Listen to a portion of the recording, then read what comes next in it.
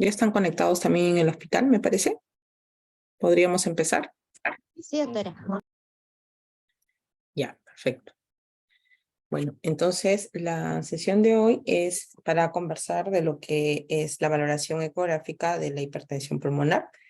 Así que vamos a abocarnos solamente a eso. No vamos a conversar aquí del tratamiento o de otras partes de la fisiopatología en sí de la hipertensión pulmonar. ¿Muy bien? Es importante de todas maneras recordar algo, que la presión en la arteria pulmonar o la presión media en la arteria pulmonar va a depender de la presión de enclavamiento capilar pulmonar más el producto del flujo sanguíneo pulmonar por la resistencia vascular pulmonar.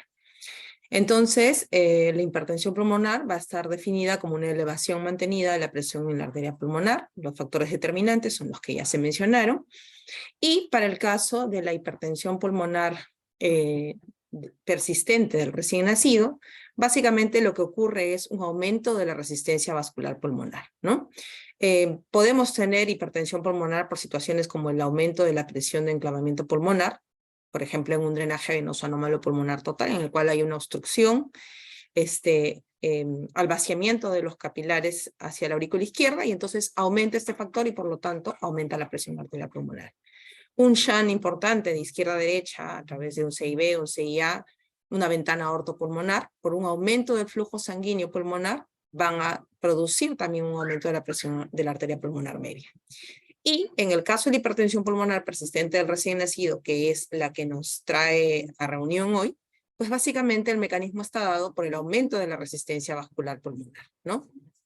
Que puede ocurrir por una situación, por ejemplo, de vasoconstricción pulmonar, de un mal desarrollo de la vasculatura pulmonar, y entonces estas van a conducir a un aumento de esta resistencia, un aumento de la presión en el lado pulmonar, y por lo tanto se va a producir pues un síndrome que se caracteriza por hipoxemia secundaria, que conduce también a persistencia a través de los cortocircuitos fetales, es decir, una persistencia de shunt en el sentido derecha-izquierda a través del foramen oval y del ductus arterioso, y por lo tanto esta situación pues va a condicionar una hipoxemia en el recién nacido. El diagnóstico de la hipertensión pulmonar persistente del recién nacido se confirma independientemente del valor que puede existir de presión en la arteria pulmonar, siempre que podamos encontrar o demostrar que hay un cortocircuito de derecha-izquierda en ausencia de alguna anomalía cardíaca congénita. Entonces, la ecocardiografía, su utilidad principal va a estar dada porque es la herramienta ideal para hacer el diagnóstico de esta patología, ¿no? Y además nos va a servir para diferenciar si el paciente no se trata realmente de una hipertensión pulmonar, sino de una cardiopatía congénita. Entonces, su primer fin va a ser diferenciarla de una cardiopatía congénita. Y lo siguiente va a ser establecer el diagnóstico, clasificar la gravedad, se trata de una hipertensión pulmonar leve, moderada o severa, teniendo en cuenta también que de por sí, fisiológicamente, el recién nacido a las pocas horas de nacer se encuentra con una presión pulmonar elevada, ¿no? Por otra parte, nos va a servir también la ecofuncional para poder guiar, monitorizar y ir retirando la terapia o eligiendo de manera específica qué terapia necesita nuestro paciente. Además, la ecocardiografía funcional va a permitir, o el objetivo de hacerla va a ser buscar una serie de situaciones o los objetivos que vamos a tener para poder realizarla son, primero, tratar de estimar la presión en la arteria pulmonar y, asimismo, estimar la resistencia vascular pulmonar. Y lo otro que nos va a interesar definir es si hay o cómo se está comportando el ventrículo derecho y el ventrículo izquierdo, si están afectadas por esta hipertensión pulmonar, y finalmente determinar si hay una derivación a través del conducto arterioso y del foramen oval. Entonces empecemos por el primer objetivo de la ecocardiografía funcional, es estimar la presión en la arteria pulmonar. Para ello vamos a hacer uso de la ecuación de Bernoulli, ¿sí? ¿Qué es lo que dice la ecuación de Bernoulli? Que la diferencia de presión entre un punto y otro va a ser igual a 4 veces la velocidad al cuadrado, ¿sí? Entonces, si yo tengo una presión que es mayor en esta zona con respecto a la otra, el flujo se va a mover en ese sentido y va a adquirir una velocidad. ¿no? Empujada, digamos, por la presión mayor hacia la zona de presión menor. Entonces, esa diferencia de presiones va a ser igual a 4 veces la velocidad al cuadrado. Teniendo en cuenta esta ecuación, es que nosotros podemos hacer estimación de la presión de la arteria pulmonar con ayuda de la ecocardiografía. ¿Qué elementos vamos a utilizar para poder estimar esta presión arterial numéricamente como tal? Como un número son la velocidad máxima de la regurgitación en nivel de la válvula tricúspide, a nivel de la válvula pulmonar y a nivel ductal.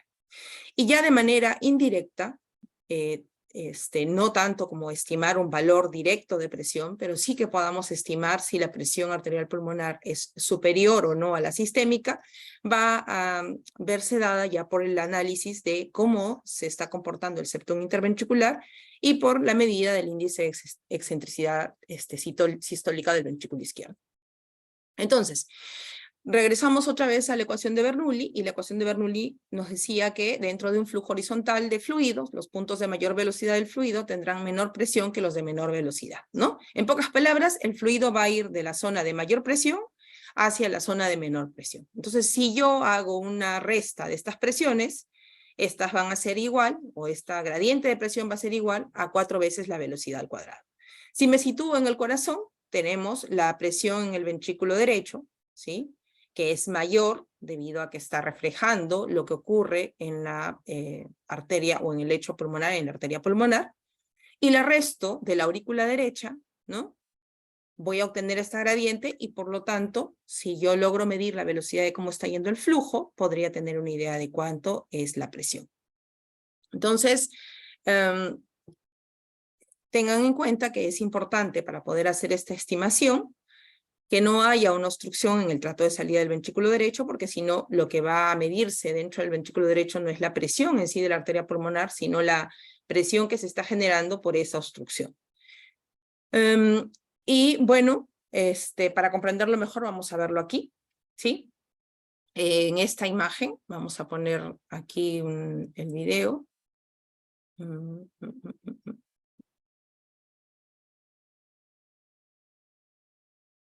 Y ya. Entonces, estoy viendo este jet azul, ¿lo ven? ¿Sí? Esta es la aurícula derecha, este es el ventrículo derecho.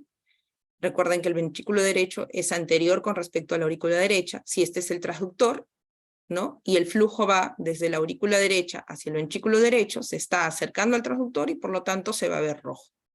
Entonces yo veo ese flujo rojo, pero también por momentos veo un flujo azul, ¿sí?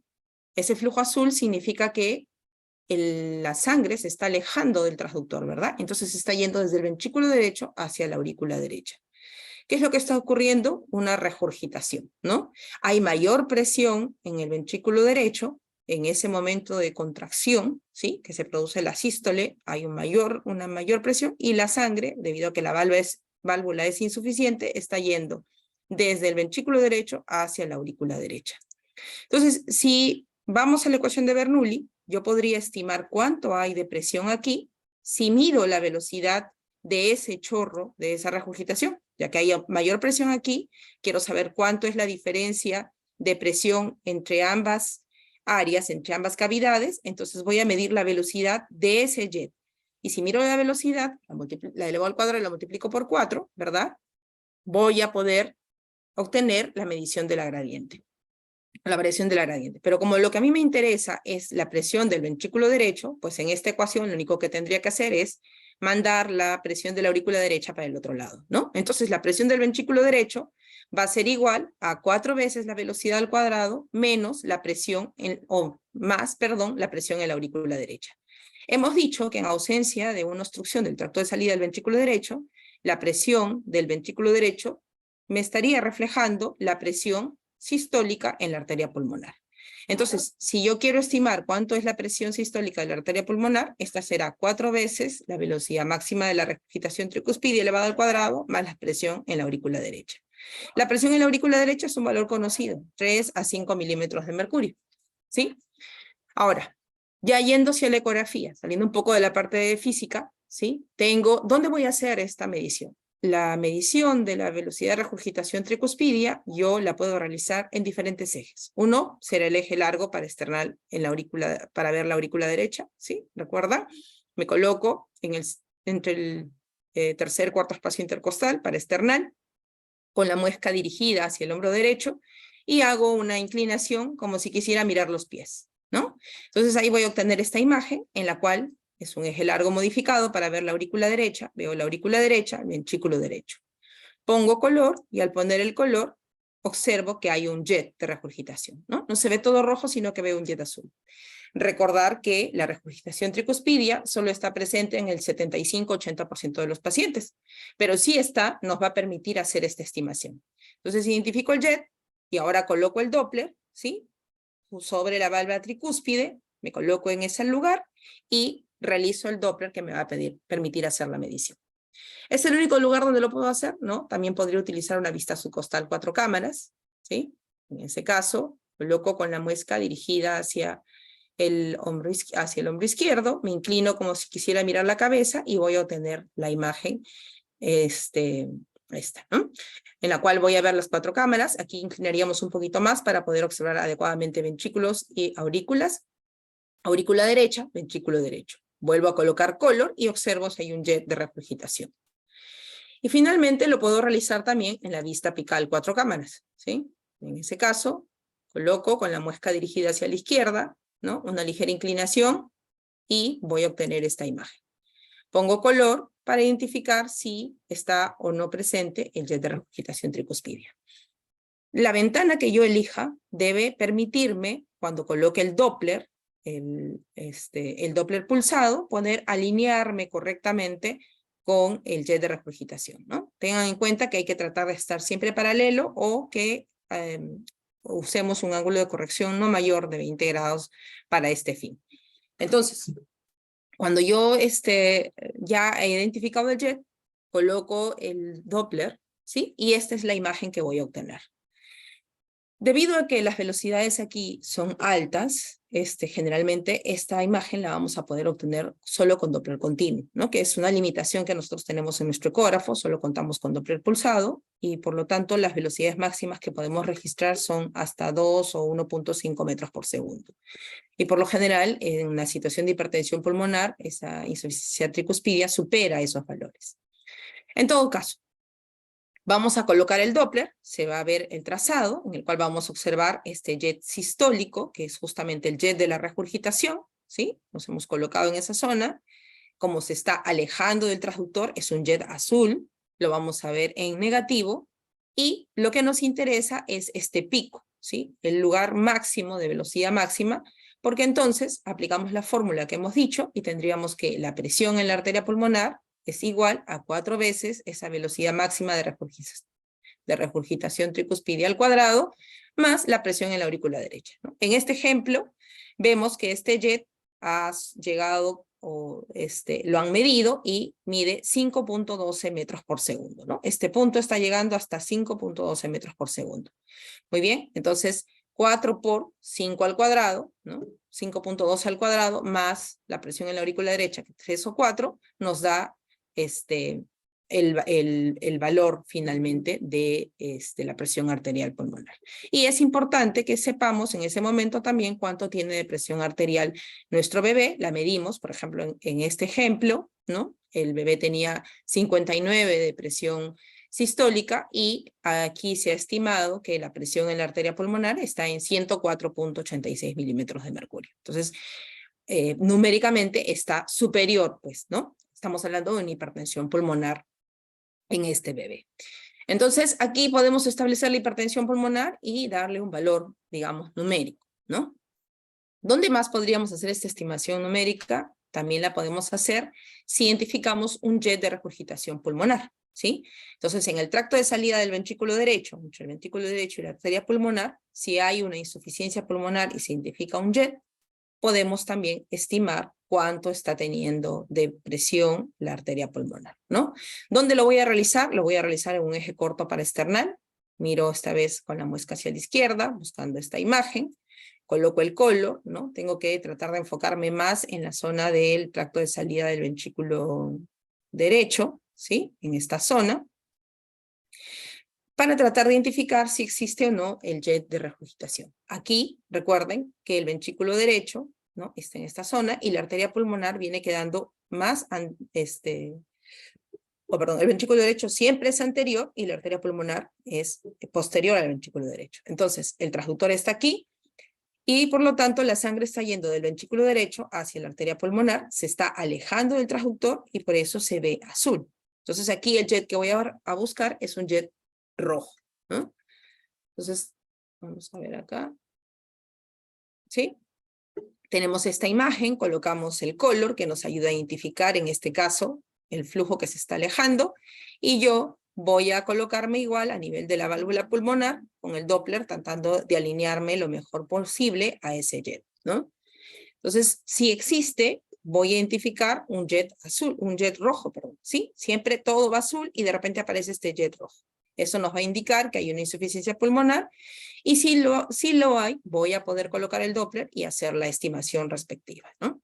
En este caso, la gradiente de presión ahora incluye, ¿no?, la diferencia de presión entre la arteria pulmonar y el ventrículo derecho. Esta medida la vamos a hacer, aplicamos igual la fórmula, 4 veces la velocidad máxima de regurgitación pulmonar elevada al cuadrado, y ahora le vamos a sumar la presión diastólica del ventrículo derecho para poder encontrar la presión arterial pulmonar media, ¿no? En este caso el valor es de 2 a 5 milímetros de mercurio. Igual, no siempre es posible encontrar un jet de regurgitación pulmonar, ¿no? Colocamos el Doppler, hacemos el trazado, y en este caso, a diferencia del jet tricuspidio, como está haciendo, está yendo hacia el ventrículo derecho, ¿no?, vamos a ver una regurgitación que se está acercando al transductor y por lo tanto es positiva. Ubicamos el punto de velocidad máxima, con eso hacemos el cálculo respectivo. También podemos utilizar el ductus como una zona para poder estimar. En este caso vamos a optar por la vista ductal. Para ello hacemos, ¿no?, colocamos el transductor entre el primer y segundo espacio intercostal, inclinando ligeramente hacia la izquierda y vamos a obtener esta imagen, ¿no? Entonces colocamos el color y vamos a identificar pues un ductus, en este caso azul, ¿no? Se ve el ductus y cada vez que ponemos el color vemos que se pinta de color azul. Eso nos está indicando que es un ductus de derecha a izquierda. Podemos hacer la medición siempre y cuando el ductus esté yendo de derecha a izquierda o, si está bidireccional, esto sea superior al 30% del ciclo. En ese caso nos va a interesar igual la velocidad máxima, ¿sí?, del shunt ductal, del flujo ductal. Y esta vez vamos a tener que tener en cuenta que estamos comparándolo frente a la presión sistémica, ¿no? En sí, esta forma de medición no es muy exacta, no es muy recomendable, y lo que más se recomienda es el análisis en sí de la dirección que tiene el cortocircuito más que el valor de presión que se puede estimar a través de este. De modo que si el ductus va más del 30% de derecha a izquierda, lo consideramos un ductus hipertensivo y podemos afirmar que la presión arterial pulmonar es superior a la presión sistémica, ¿sí? Y si es totalmente de derecha a izquierda, pues ya es una hipertensión pulmonar severa e importante, ¿no? Muy bien, entonces estas primeras 3 ventanas o estas primeras 3 vistas nos han servido para tener una estimación numérica de lo que, o tratar de estimar numéricamente la hipertensión pulmonar.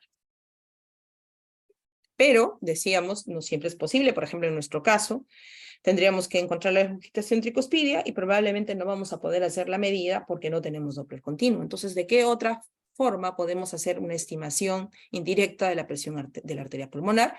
Y una forma es justamente analizar la configuración del septum interventricular. Entonces, ¿dónde lo vamos a hacer? Es un eje corto. Miramos como si quisiéramos mirar a los pies, y eso nos va a permitir ver los ventrículos, ¿no? Y vamos a buscar esta imagen en la cual estamos por encima de los músculos papilares y vamos a observar el septum interventricular. Entonces, observen que el ventrículo izquierdo suele tener la forma de O debido a que las presiones en el ventrículo izquierdo son mayores, entonces tiene esta forma redonda, y más bien el ventrículo derecho tiene como que lo abraza, como un platanito, ¿verdad? Entonces eso es lo normal, siempre que las presiones en el ventrículo izquierdo sean superiores a las presiones a nivel del ventrículo derecho. Pero si nuestro paciente tiene hipertensión pulmonar, entonces las presiones a nivel del ventrículo derecho van a ser mayores. Y por lo tanto va a ocurrir lo que estamos viendo en esta imagen, ¿no? En la cual, si observan el septum interventricular, ya no está ligeramente abombado hacia la derecha, sino que se ha rectificado, ¿no? Y si observamos el ventrículo izquierdo, ya no tiene una forma de O, sino se ha tornado como una D, ¿ya? Vamos a verlo en movimiento. Ahí está, ¿sí? Entonces observamos una rectificación del septum interventricular. Esta otra imagen es de un paciente nuestro que ha estado hace poco en la unidad. Un bebito de 34 semanas, hijo de madre diabética, ¿no? Peritérmino, todas las fichitas compradas para presentar la hipertensión pulmonar. Entonces, ahí está. Estamos en un eje corto, miramos hacia los pies y ahí vemos cómo el septum se encuentra rectificado, ¿no? Y el ventrículo izquierdo no tiene ya una forma de O, sino más bien parece una D. Y si la hipertensión pulmonar continúa en aumento o es mucho mayor, ya no solamente va a rectificar el septum, sino que vamos a ver que logra abombar hacia el lado izquierdo, ¿no? De modo que ya el ventrículo izquierdo no solamente tiene una forma de D, sino más bien tiene la forma de una luna en cuarto creciente, ¿no? Entonces, esto nos está indicando que la hipertensión pulmonar es, o que la presión a nivel del ventrículo derecho es superior al ventrículo izquierdo, ¿no? Si hacemos la valoración entonces del septum interventricular, nos vamos a encontrar con estas tres situaciones. Que la curvatura del septum sea normal, ¿no? En ese caso, el ventrículo izquierdo va a tener forma de O. Eso nos está indicando que la presión del ventrículo derecho, o la presión pulmonar, es menor que el 50% del ventrículo izquierdo. Pero si observamos que el septum se ha rectificado y el ventrículo izquierdo ahora tiene forma de D, eso nos está indicando que la presión ventricular derecha se estima estará en un 50 o 100% de la presión del ventrículo izquierdo. Entonces, estamos hablando de una hipertensión pulmonar moderada, ¿no? Está igual, ¿no? O más o menos a la mitad de la presión del ventrículo izquierdo. Y si al contrario ya vemos que el septum interventricular abomba hacia el lado izquierdo, ¿no? Es decir, que el ventrículo izquierdo toma esta forma de luna en cuarto creciente, entonces ya podemos afirmar que la arteria pulmonar o que la presión en el ventrículo derecho es superior al 100% del ventrículo izquierdo, ¿no? Ha superado, estamos hablando entonces de una hipertensión pulmonar severa. ¿Ok? De este mismo análisis de la forma del ventrículo izquierdo podemos obtener un valor numérico que nos ayude a tomar o que nos pueda servir de referencia para, por ejemplo, valorar cómo va respondiendo nuestro paciente a la terapia. Y ese índice se llama índice de excentricidad sistólica del ventrículo izquierdo. ¿En qué consiste? Pues vamos a relacionar las dimensiones del ventrículo izquierdo teniendo en cuenta el septum interventricular, ¿no? Entonces vamos a hacer una medida, un diámetro paralelo a ese septum y otra medida perpendicular al septum. Entonces, en la medida que el ventrículo izquierdo está normal y las presiones son superiores al ventrículo derecho, el ventrículo izquierdo, hemos dicho, va a tener forma de O. Y si tiene una forma de O, pues entonces este diámetro paralelo al septum y el diámetro perpendicular al septum si yo los relaciono, van a ser similares y por lo tanto, ¿no? El diámetro paralelo entre el diámetro ventricular, pues va a ser 1. Eso nos da un índice de excentricidad normal. Pero a medida que el septum se vaya rectificando, entonces el diámetro paralelo al septum va a ir aumentando.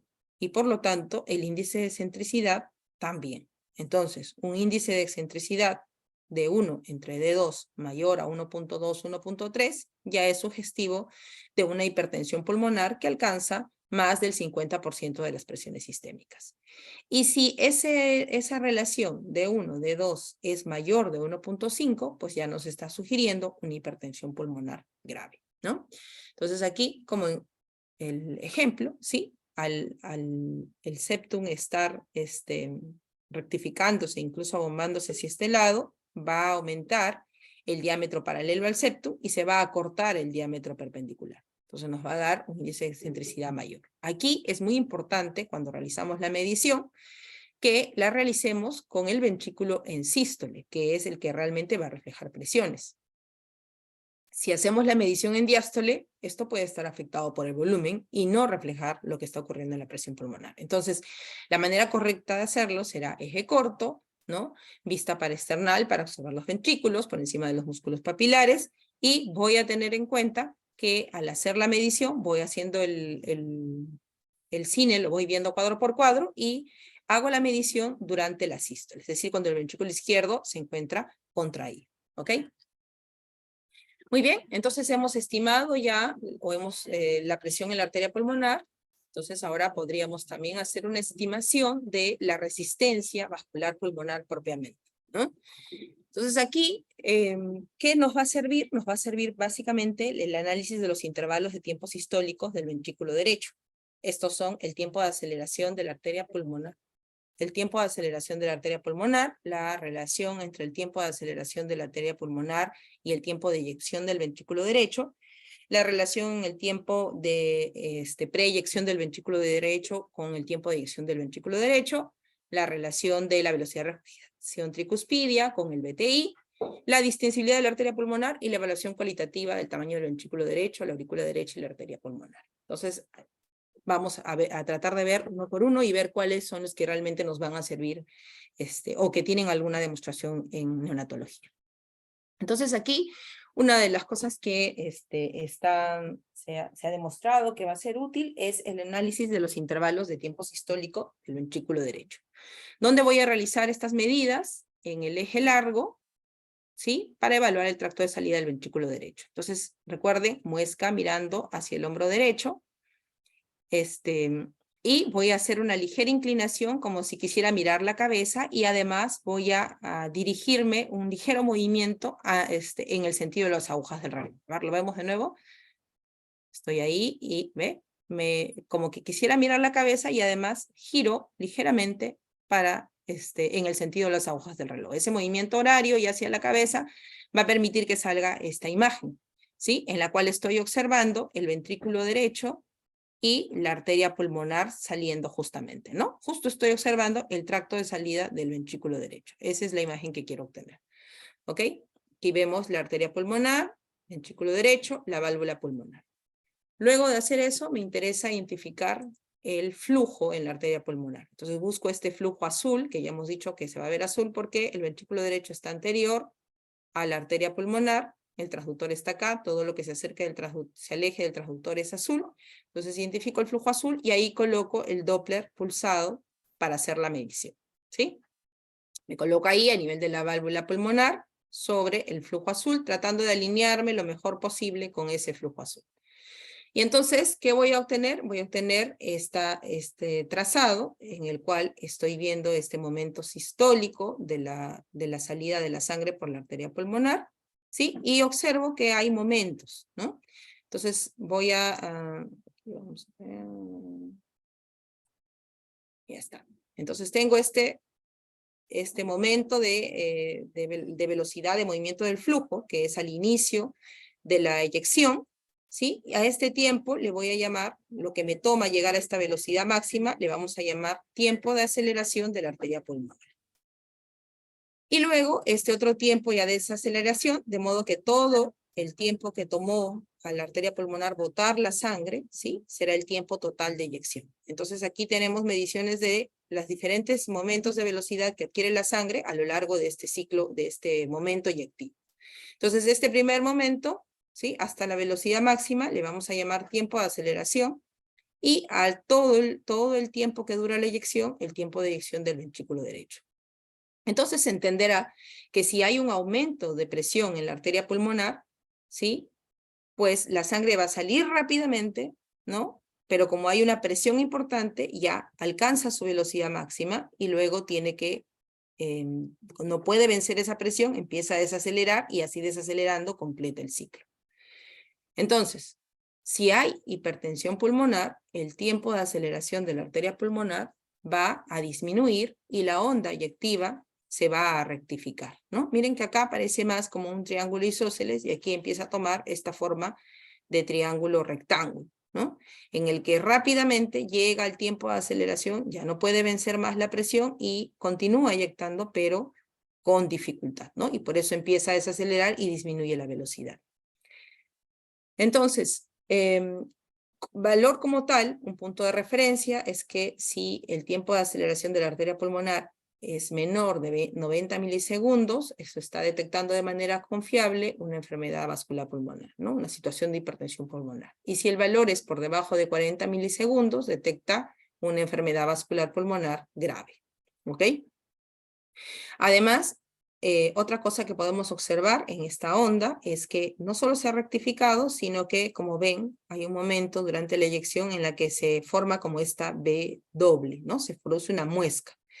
Esta muesca nos está indicando pues también que está la presión pulmonar, ¿no? Tiene dificultad para poder botar y se forma. Entonces se forma esta muesca que es otra indicación de lo que está ocurriendo. Entonces, el valor como tal nos puede dar una idea, pero también nos va a dar una idea de la situación, relacionar el tiempo de aceleración con el tiempo eyectivo.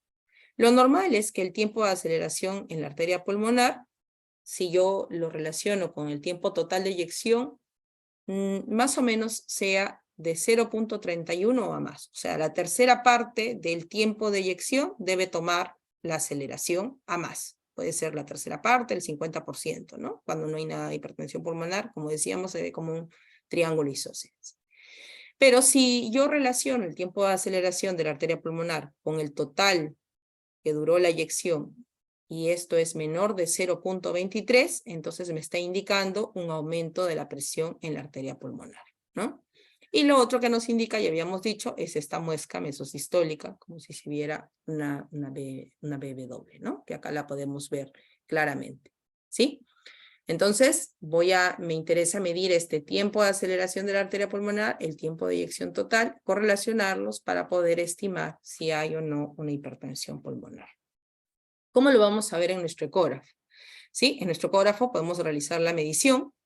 Aquí estamos en el eje largo modificado, estamos viendo el tracto de salida del ventrículo derecho, hemos colocado el Doppler, ¿no? Siempre buscando alinearnos lo mejor posible a ese flujo azul, tratando de utilizar un ángulo de corrección menor a 20 grados, ¿no? Ojalá ninguno, y si no, menor a 20 grados. Y vamos a obtener este trazado, ¿sí? De la arteria pulmonar, y entonces nos vamos a la opción de medidas Doppler. Ahí buscamos la opción de cardíaco y nos situamos en la opción de válvula pulmonar, le damos clic, ¿no? Podemos hacer una medida automática o en todo caso manual, y nos va a botar los datos, ¿no? Como acá que en el ejemplo, el tiempo de aceleración de la válvula pulmonar nos la ha sacado en el promedio de este trazado en 83 milisegundos. Entonces podemos hacer esa medición en nuestro ecógrafo perfectamente, lo podemos hacer. Le sumamos al tiempo de aceleración el tiempo de desaceleración y el total nos va a dar pues el tiempo eyectivo, ¿no? Y ese tiempo eyectivo es el que vamos a correlacionar para sacar este índice, o podemos trabajar con la medida como tal.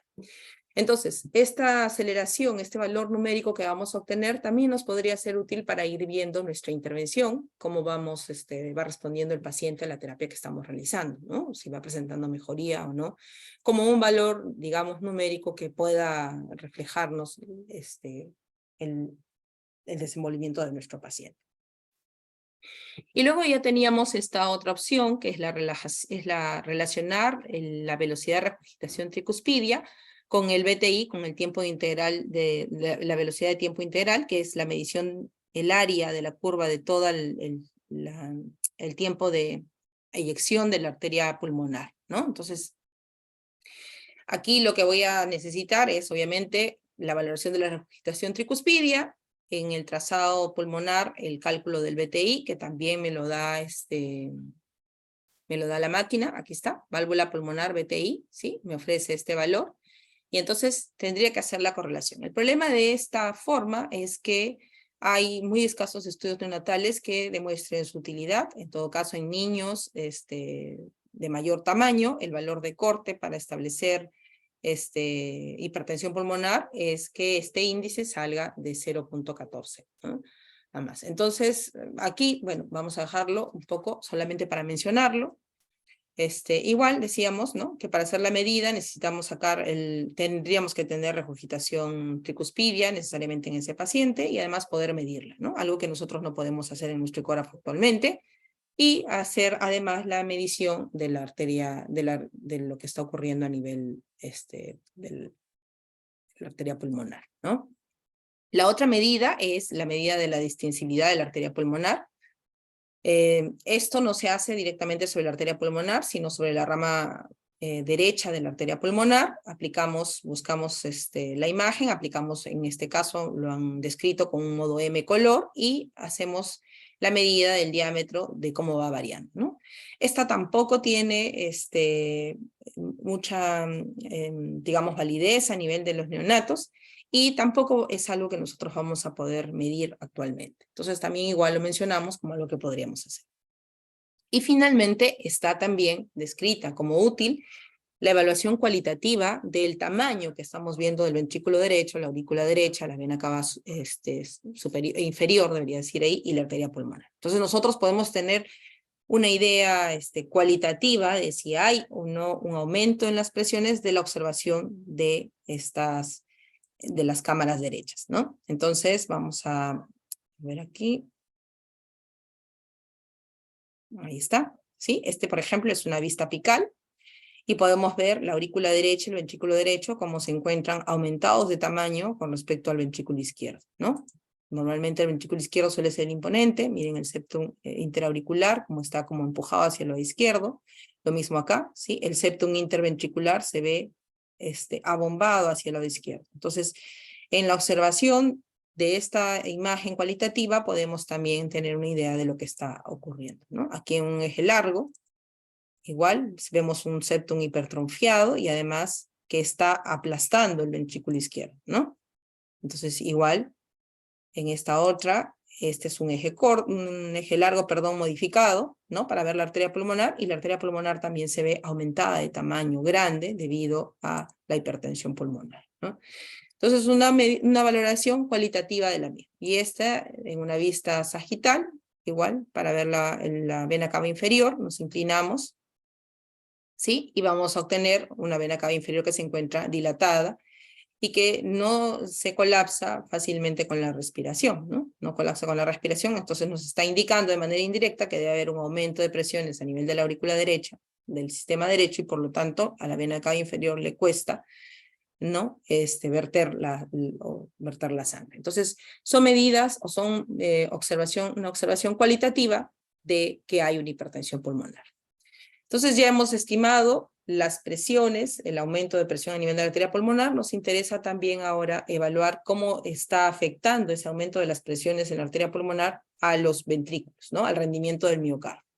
Tanto al ventrículo derecho, que se va a afectar directamente en primer lugar, y el ventrículo izquierdo, que también se va a ver afectado, uno, por el poco retorno de sangre a través de las venas pulmonares, ya que no logran llegar al lecho pulmonar, ¿cierto? Entonces retorna menos sangre, y además porque el aumento de las presiones en el ventrículo derecho lleva al colapso del ventrículo izquierdo, afectando su precarga. Entonces, esto va a afectar también el trabajo del ventrículo, ¿no? De manera global al final de todo el corazón. Entonces, aquí recordar que la disfunción biventricular se puede encontrar en hasta el 70% de los pacientes con hipertensión pulmonar del recién nacido, probable en relación al aumento de la poscarga del ventrículo derecho, la disminución de la precarga del ventrículo izquierdo, y incluso a una posible isquemia miocárdica secundario la mala irrigación de las arterias coronarias, ¿no? ¿Y cómo voy a hacer esta estimación a través de la ecografía? Pues voy a hacerlo con la medición de la excursión sistólica del plano anular tricuspidio, el famoso TAPSE, estimando el cambio del área fraccional del ventrículo derecho, con la medición directa del índice de rendimiento miocárdico o índice de performance miocárdica, la relación sistólica o diastólica del ventrículo derecho, y a través del Doppler tisular. Entonces, el TAPSE, ¿no? ¿Por qué es útil? Ustedes recuerden que el ventrículo derecho, ¿sí? Va a contraerse en sentido longitudinal, ¿no? De modo que cada vez que se contrae, el ápice se acerca hacia, o la válvula tricúspide se acerca hacia la base, ¿no? Tengo acá el ápice, el ventrículo derecho se contrae en forma longitudinal y se acerca la válvula tricúspide hacia el ápice. Entonces, si yo pudiera medir cuánto se está acercando esa válvula tricúspide hacia el ápice, tendría una idea de la contracción que está realizando el corazón. Y de eso se trata esta valoración del TAPSE, ¿no? ¿Dónde la voy a hacer? Pues principalmente en una vista apical 4 cámaras, ¿sí? Coloco, ya ustedes saben, ahí nuevamente para recordarlo siempre, ahí está. Y la imagen que voy a obtener, o que debería obtener, es esta, ¿no? Entonces voy a ver la vista apical 4 cámaras, coloco el cursor en modo M, ¿sí? Tratando de alinearme lo mejor posible, de modo que el vértice, el ápice me quede, ¿sí? La punta aquí, y ubique yo la línea sobre la zona de inserción de la válvula tricúspide, ¿no? En la pared posterior del ventrículo derecho. Entonces me ubico ahí, coloco el modo M y debería de obtener este trazado, que me está indicando cuando la válvula tricúspide se acerca hacia el vértice, hacia el ápice, y se aleja, ¿no? Se acerca, se aleja, se acerca y se aleja. Entonces lo que voy a hacer es medir esa distancia al momento de que se acerca y se aleja del ápice para tener idea de qué tan bien se está contrayendo el ventrículo derecho. Entonces, tengo esto, ¿no? En diástole se va a alejar y en sístole se va a contraer. Esa distancia que recorre es lo que yo voy a llamar TAPSE. Un valor, o sea, para estimar el valor, hay tablas, ahorita las vamos a poner. Vamos a decir que está afectado si está por debajo de las 2 desviaciones estándar, de lo que le corresponde para su tiempo de vida y su edad gestacional. Pero si queremos coger un valor como tal, único, diríamos que un TAPSE menor de 4 milímetros nos está hablando de una disfunción ventricular derecha severa que predice la necesidad de ECMO y posibilidad de muerte en ese recién nacido. ¿Ya? Entonces ese es un valor que nos indica una gravedad importante. Yo hago el trazado modo M, hago la medición, y en este caso, por ejemplo, en que, miren, el ventrículo derecho se ve como abombado, ¿no? Grande, han hecho la medición y vemos que apenas logra acercarse la válvula tricúspide hacia el ápice, ¿no? Entonces está más como aplanado. Eso nos está indicando un escaso movimiento, una escasa capacidad de contracción, y refleja, pues, que la hipertensión pulmonar es importante, que es severa, ¿no?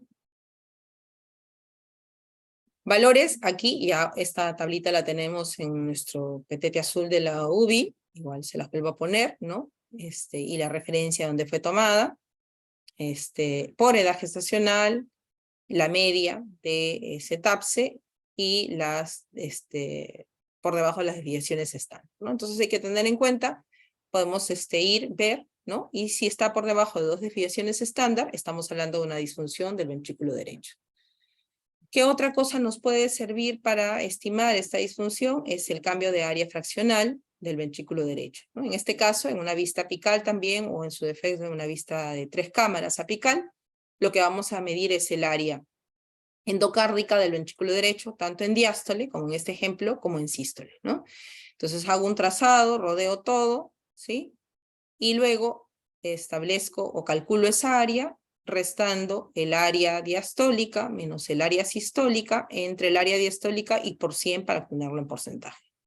Los valores normales son de 25 a 45% y valores por debajo del 19% se asocian a necesidad de ECMO o de muerte. Entonces aquí a veces el problema está en que es más difícil establecer bien cuál es el recorrido, cuál es el área que tengo que medir, ¿no? Identificar bien la parte endocárdica. Y a veces es difícil de obtener en el neonato, ¿no? A diferencia del TAPSE, que suele ser mucho más fácil. En nuestro ecógrafo tenemos la opción también, tendríamos que ir haciéndolo en un cuadro por cuadro, en las medidas cardíacas, ¿sí? Vamos a obtener esta área, esta sigla, ¿no? Área del ventrículo derecho en sístole, y habíamos hecho una medida previa en sístole, y esta otra de la foto que nos está tomando el área del ventrículo derecho en diástole, ¿no? Entonces hacemos el ejercicio y aplicamos el índice y vamos a obtener un valor determinado. La otra forma de valorar el ventrículo derecho es el índice de performance o rendimiento miocárdico, ¿no? O índice TEI. Aquí lo que vamos a relacionar es el tiempo de contracción isovolumétrica con el tiempo de relajación isovolumétrica, ¿sí? Y el tiempo de eyección total. Y de acuerdo a eso, pues vamos a obtener un valor que nos va a poder hablar de la disfunción o no del ventrículo derecho. ¿En nuestro ecógrafo es posible sacarlo? Sí. Usaríamos el Doppler, nos ubicamos, igual el trazado va a ser en una vista apical 4 cámaras. Vamos a colocarnos en la pared lateral del ventrículo derecho con la puerta de muestreo colocada en la unión del anillo tricuspidio. Vamos a colocar el transductor con una inclinación y angulación que consiga una posición del Doppler lo más paralela posible al movimiento máximo de la región lateral del anillo, siempre respetando el ángulo no superior a 20 grados, y un volumen de muestra que sea de 2 milímetros, ¿ok? Entonces vamos a colocarnos ahí en la vista apical y vamos a aplicar Doppler, ¿no? Vamos a hacerlo con el Doppler, pero sobre el tejido, ¿no? Entonces, no sobre el flujo, sino sobre la pared del ventrículo derecho. Y vamos a obtener una imagen parecida a esta, en la cual vamos a identificar, ¿no? Entonces aquí tenemos el momento de diástole, ¿no? De llenado de la contracción del llenado del ventrículo derecho, y este otro momento que es el momento de eyección. Entonces, entre la diástole final y el momento en que se eyecta, hay un momento en el cual se produce una contracción, pero está cerrada la válvula tricúspide y está cerrada la válvula pulmonar. Entonces, a ese momento de contracción, donde no cambia el volumen, es el que llamamos tiempo de contracción isovolumétrica, ¿no? Y después de la eyección, después que se produce toda la eyección, igual, la válvula pulmonar se cierra, aún no se ha abierto la válvula tricúspide, ¿no? Y entonces no hay cambio de volumen, pero el ventrículo está relajado. Será el tiempo de relajación isovolumétrica. Esos tiempos son los que vamos a analizar. Además, vamos a analizar también el pico de la velocidad sistólica, el pico de velocidad diastólica, temprana y la tardía, ¿no? Y en función de esos valores vamos a estimar cómo se está comportando o cómo está rindiendo ese ventrículo derecho. De modo que esto nos puede ayudar a tomar decisiones como el uso, por ejemplo, de milrinona, ¿no? Para favorecer la relajación si estamos viendo que está afectada. Además, podemos también relacionar en el tracto de salida del ventrículo derecho el análisis de la duración del tiempo sistólico y el tiempo diastólico de el ventrículo derecho, ¿no? Teniendo en cuenta que un aumento de la relación entre la sístole y la diástole del ventrículo derecho mayor a 1.3 nos está reflejando la necesidad de ECMO o de muerte. Entonces, ¿cómo interpreto estos valores? Acá tenemos un cuadrito, no es que haya muchos publicados en los neonatos, ¿no? Y tener en cuenta que este cuadro ha sido realizado en recién nacidos a términos sanos, ¿no? Entonces, para los prematuros, pues también tendríamos que obtener o buscar cuáles serían esos valores correctos, ¿no? Para poder hacer estimaciones. Entonces, aquí les dejo el cuadrito para que ustedes puedan tenerlo. De repente lo imprimimos también para tenerlo en la unidad, de los diferentes valores de la performance del ventrículo, del análisis del rendimiento del ventrículo derecho, ¿no? Tenemos el TAPSE, acá tenemos la velocidad de la onda E, la onda A, cómo se relacionan, entonces podemos hacer la interpretación al respecto. Y finalmente, está también siempre, debido a que el recién nacido mantiene los cortocircuitos de la etapa fetal, el análisis de la derivación a través del conducto arterioso y del foramen oval. ¿Dónde vamos a hacer el análisis del cortocircuito a nivel del ductus? Ya ustedes lo saben, vamos a volver a poner igual para recordar. La vista, ¿sí? Una pared external, vista ductal, y la imagen que vamos a obtener, ahí está, ¿sí? Un ductus, lo vemos ahí, claramente está el ductus, y cuando ponemos color, vemos que va prácticamente de color azul. Eso nos está indicando un shunt de derecha a izquierda, ¿no? Pero también, y no es infrecuente, que solo veamos un shunt más bien bidireccional. Rojo, azul, ¿no? Este es del paciente que les mencionaba, que habíamos visto hace un rato, también tiene un shunt bidireccional, ¿no? Rojo, azul, bebito de 34 semanas. Entonces es un indicativo de hipertensión pulmonar. Pero siempre será bueno realizar la onda, ya hemos conversado al respecto, porque nos va a permitir, sobre todo en los shunt bidireccionales, tener una idea más clara del tiempo que está durando el shunt de derecha a izquierda. Y para que nosotros lo consideremos una situación de hipertensión pulmonar, ya hemos dicho, ese shunt de derecha a izquierda tiene que ser superior al 30% del ciclo cardíaco, ¿no? Si es superior al 30%, ya nos está indicando que la presión pulmonar está igual o superior a la presión sistémica. También podemos analizar cómo está comportándose el cortocircuito a nivel del foramen oval. Entonces, para eso podemos hacerlo en una vista subsifoidea, ¿sí? Atrial, ¿no? Entonces vemos ahí, nos inclinamos, vamos a obtener esta imagen, ponemos color y analizamos cómo está yendo el shunt, ¿no? Lo más frecuente es que, aún en las hipertensiones pulmonares importantes, siempre se encuentra un shunt bidireccional. Si vemos un shunt puramente de derecha a izquierda, entonces, más que asumir una hipertensión pulmonar severa, lo que tendremos que descartar es que no se trate de una cardiopatía congénita y esta, pues, la que pudiera ser o la que tendríamos que tener en mente es la presencia de un drenaje venoso anómalo pulmonar total, ¿no? Entonces, por lo general aquí más vamos a observar siempre un shunt de tipo bidireccional, ¿ok? Entonces ya a modo de resumen, los parámetros ecocardiográficos para la evaluación de la hipertensión pulmonar nos van a permitir estimar la presión de la arteria pulmonar, nos van a permitir estimar la resistencia de la vascular pulmonar, el comportamiento o el rendimiento, ¿no?, del ventrículo derecho y el análisis de los cortocircuitos. Para estimar la presión de la arteria pulmonar lo podemos hacer a través del análisis de o la medición de la velocidad de la regurgitación tricuspidia, que nos va a permitir estimar la presión arterial pulmonar sistólica, el análisis de la velocidad de insuficiencia pulmonar para determinar la presión arterial pulmonar diastólica. Podemos estimar también a través de la velocidad pico del flujo transductal, pero ya hemos dicho que no es una medida muy confiable y que probablemente el análisis del cortocircuito sea más útil. Y ya de manera indirecta podemos estimar, digamos, en porcentajes qué tan superior es la hipertensión pulmonar con el análisis de la configuración del septum interventricular o la medida del índice de excursión sistólico del ventrículo izquierdo. Y para estimar la resistencia vascular pulmonar, pues haremos uso básicamente del análisis de los tiempos de intervalo sistólico del ventrículo derecho, ¿no? Y en la valoración del rendimiento miocárdico, una de las cosas que nos va a ser muy útil es básicamente el TAPSE, que es lo que tenemos a mano en el ecógrafo, y podríamos también empezar a utilizar el Doppler tisular y hacer un análisis del mismo, ¿no?, en la medida que lo tenemos disponible también en nuestro ecógrafo, teniendo en cuenta que tenemos ahí la limitación de los valores de normalidad todavía para los pacientes de menor edad gestacional. Cierto que la hipertensión pulmonar más frecuentemente la vemos en los bebés a términos y peritérminos, pero eventualmente también puede presentarse en los bebés prematuros.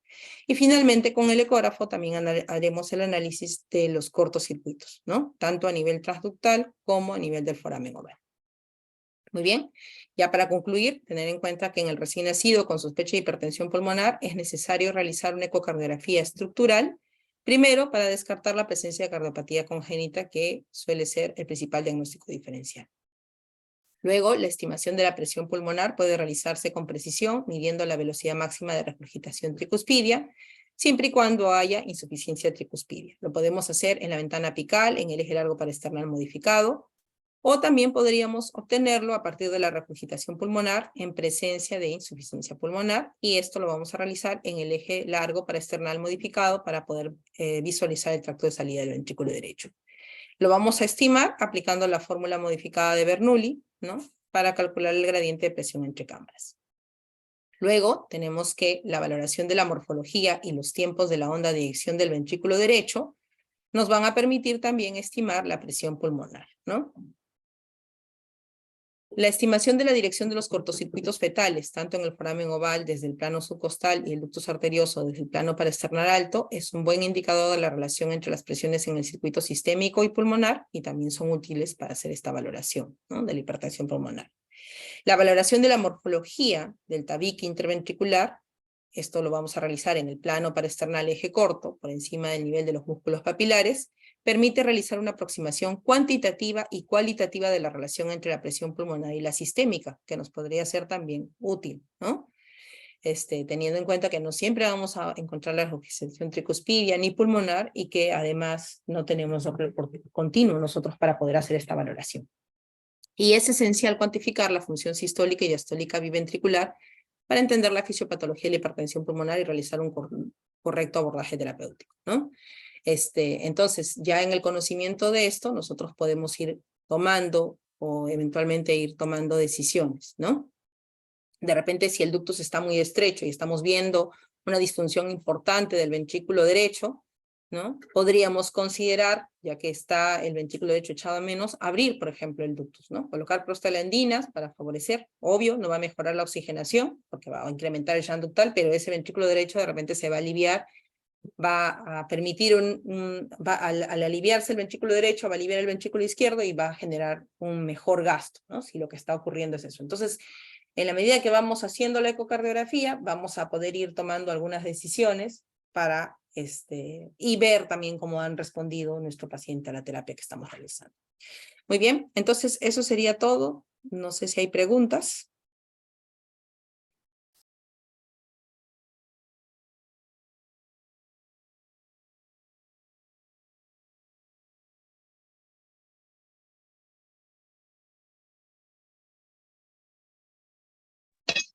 Tania, felicitaciones por tu exposición.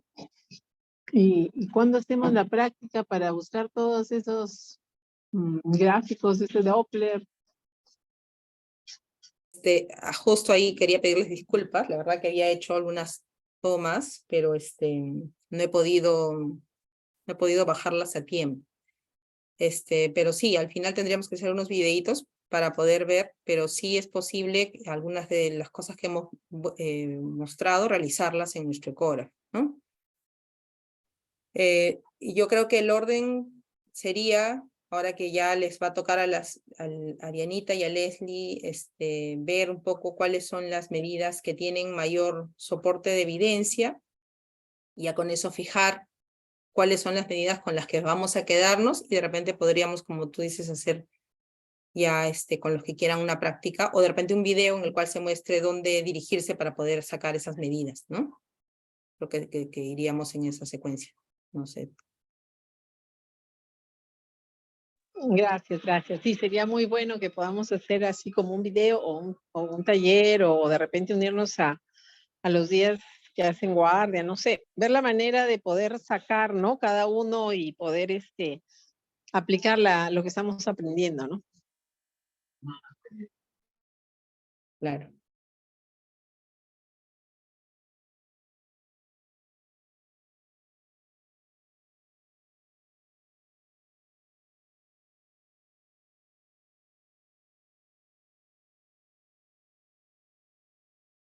Bien.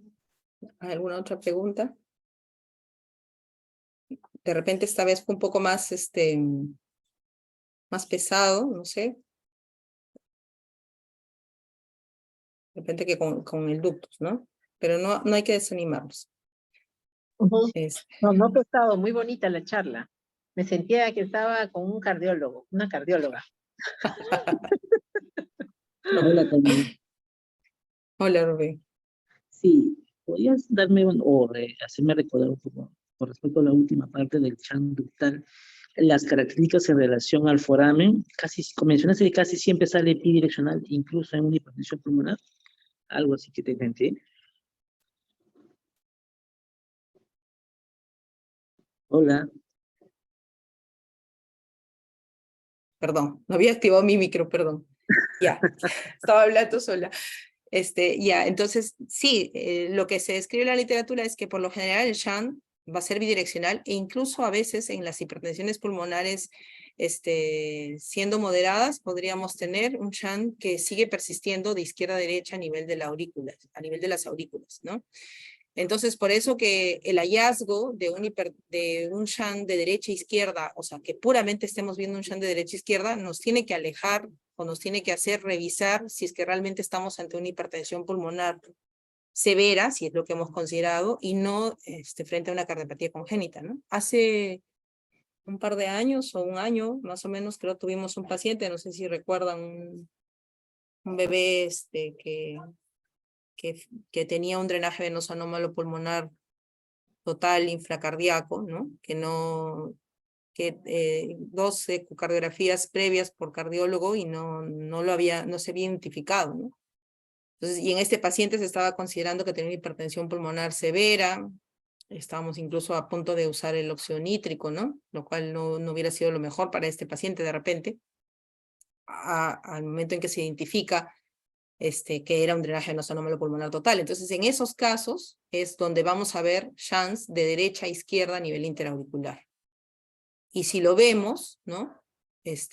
Tendríamos que, antes de asumir que es una hipertensión pulmonar tan severa que produzca este tipo de shunt, es descartar que no se trate del drenaje venoso anómalo, que a veces no es tan fácil de ver, porque incluso miren que 2 ecocardiografías por cardiólogo no lo habían identificado, ¿no? Era un bebito que encima, para su mala suerte, pues era término, había tenido líquido meconial, y entonces se asumió el SAN, la hipertensión pulmonar, antes de llegar a identificar que estaba con un drenaje venoso anómalo pulmonar, ¿no? Eso. Entonces, el shunt interauricular, en una hipertensión pulmonar como tal, puede ser bidireccional, pero si va exclusivamente derecha-izquierda, primero me veo obligado siempre a descartar cardiopatía congénita. Y la valoración más parece ser cualitativa, Por ¿no? ejemplo, Básicamente color. sí, pero también puedo poner el Doppler, ¿no? Para observar, así como lo hago en el ductus, puedo poner también el Doppler, teniendo en cuenta que la aurícula izquierda es posterior a la aurícula derecha. Entonces, si el shunt va de derecha a izquierda, se va a alejar del transductor y el Doppler se va a ver negativo, ¿no? Correcto. O sea, más o menos un Doppler como, digamos, en dirección de flujos, como lo que ocurre en el ductus. Una atresia tricuspidia, por ejemplo, también me va a dar un shunt de derecha a izquierda, porque como no pasa sangre a través de la tricúspide, la aurícula derecha está incrementada de presión y va a vencer, ¿no? A la aurícula izquierda y va a pasar sangre. Entonces, shunt de derecha a izquierda, siempre hay que pensar primero en cardiopatía congénita. Ya, gracias, Ana.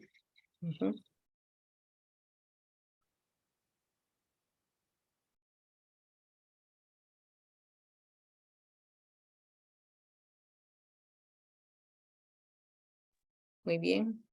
Creo que no hay más preguntas.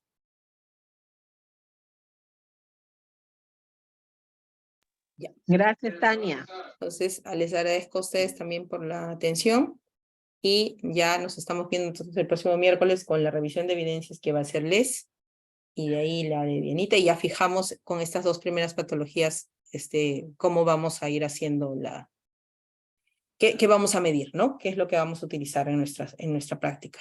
¿Ok? Muy bien. Nos vemos entonces. Chao. Gracias, doctor.